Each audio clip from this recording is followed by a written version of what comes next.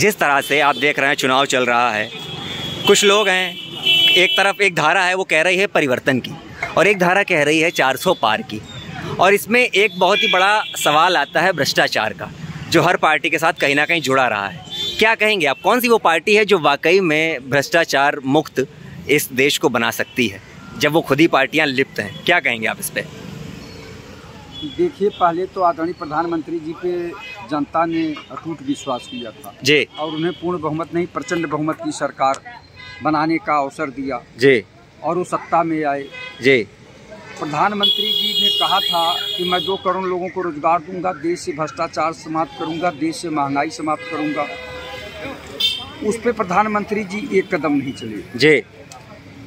यहाँ और एक बात और कही थी कि विदेशों से काला धन जो जमा ला के देश में खुशहाली लाऊंगा, लेकिन उस पर एक कदम नहीं चले, बल्कि पूरब से पश्चिम तक जितने भ्रष्टाचारी थे, उत्तर से दक्षिण तक जितने भ्रष्टाचारी थे, उन्हें वो अपने दल में मिला लिए। उन्होंने शारदा चिट फंड घोटाला के जो है शुभेंद्र अधिकारी और महाराष्ट्र में अजीत पवार के ऊपर 70,000 करोड़ का घोटाला दिखाए, उनको अपने गले लगा लिया। ऐसे तमाम है जी। विश्व शर्मा मुख्यमंत्री थे, उनको ले आए। तो जितने भ्रष्टाचारी हैं उनको अपने में मिलाते जा रहे हैं। तो कैसे भ्रष्टाचार समाप्त करेंगे? और इधर कहते हैं कि पूर्ववर्ती सरकारें भ्रष्टाचार में लिप्त थी। ठीक है, वो जंगल राज था, भ्रष्टाचार राज था और गुंडा राज था, तो उसे निजात पाने के लिए जनता ने आपको ले आई। लेकिन आप उनसे भी वैसे निकले कि आप एक तरह का प्रायोजित भ्रष्टाचार कर लिए। इलेक्टोरल बॉन्ड के माध्यम से आपने जो है, जो कंपनी बनी नहीं, एक कमरे में कागजी घोड़े पे बन गई, न उसमें कोई प्रोडक्शन हुआ, न कोई कर्मचारी लगाए गए, और 200-300 करोड़ रुपए का वो चंदा दे रहे हैं। तो कहाँ से दे रहे हैं? और एक दिन और प्रधानमंत्री जी बोले तेलंगाना में कि अंबानी और अडानी टेम्पू में भरकर शाहजादे के यहाँ जो है काला धन पैसा भेज रहे हैं।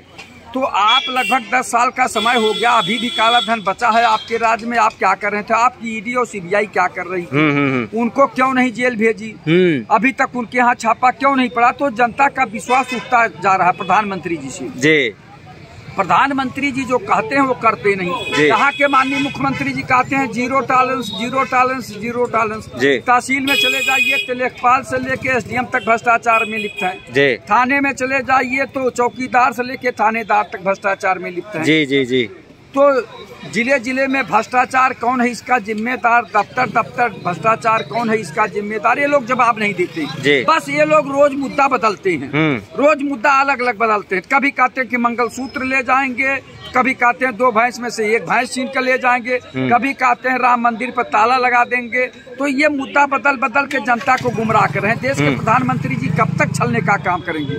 कभी कहेंगे कि मुसलमान इस देश पे ये कर लेंगे, वो कर लेंगे। आप बता दीजिए, जब हिंदू इतने ज्यादा हैं, 80% हिंदू हैं, 20% मुसलमान हैं, तो कैसे ये हो सकता है? केवल एक तरह का डर पैदा करना, 20% मुसलमानों से 80% हिंदुओं को डराना, ये क्या है? वो जब बात आती है बेरोजगारी की, शिक्षा की, स्वास्थ्य की, महंगाई की, तो उससे ध्यान भटकाने के लिए, हटाने के लिए वो मंदिर मस्जिद की बात करने लगते हैं। तो ये चीजें क्या लगता है किस तरह से ठीक होंगी? ये बताइए सर, क्या लगता है ये चीजें जो आप कह रहे हैं? अभी आपने भ्रष्टाचार का बहुत बड़ा मुद्दा उठाया, कैसे लगता है ये चीजें ठीक कैसे होंगी? कौन सी सरकार ठीक कर सकती है?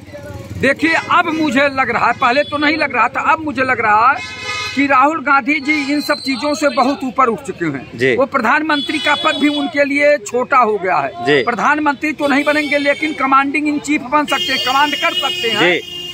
लगा मुझे कि कभी किसी जमाने में पढ़ता था कि महात्मा बुद्ध जो राजपाट छोड़कर जो है संन्यास हुए थे, ठीक उसी तर्ज पर अब राहुल जी प्रधानमंत्री के लिए लड़ाई नहीं लड़ रहे हैं। वो समाज को सुधारने के लिए कर रहे हैं कि समाज में सुधार आवे, भ्रष्टाचार समाप्त हो, और जिनका हक हकूक नहीं मिला उनका हक हकूक दिलाया जाए। यानी सामाजिक न्याय की बात कर रहे हैं। सामाजिक न्याय की बात जो है जनता को अच्छी भी लग रही है, क्योंकि अब वो प्रधानमंत्री बनने वाली बात नहीं कर रहे हैं, न किसी उस तरह की बात कर रहे हैं। तो उनके हृदय में इतना बड़ा परिवर्तन आया है, तो जनता उनके प्रति लगाव रख रही है। लेकिन देश के प्रधानमंत्री जी छलने का काम किया।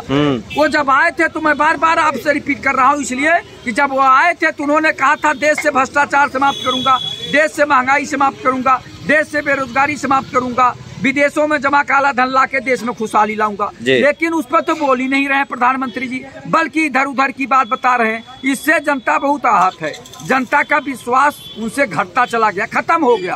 अब राहुल जी एक नई किरण लेके आए हैं कि नहीं, मैं भ्रष्टाचार समाप्त करूंगा, गरीबों का हक दिलवाऊंगा, वंचित समाज का हक दिलवाऊंगा, पिछड़ों का, आदिवासियों का हक दिलवाऊंगा।